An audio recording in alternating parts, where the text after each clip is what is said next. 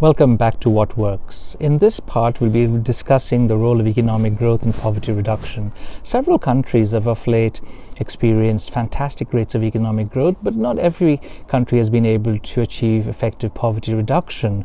But one country that has often been praised is China, and you'll be hearing several speakers talk about the amazing performance of China in lifting over 500 million people out of poverty in just a span of 15 to 20 years.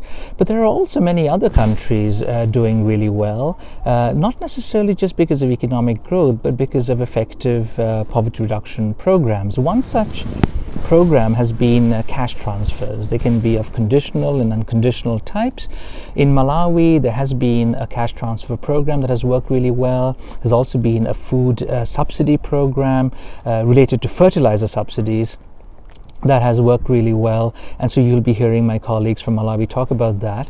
But in terms of agriculture, there's also the important role played by crop research in agricultural development, in boosting food production, that you'll also be hearing about. One flip side, of course, to rapid economic growth is also growing inequality.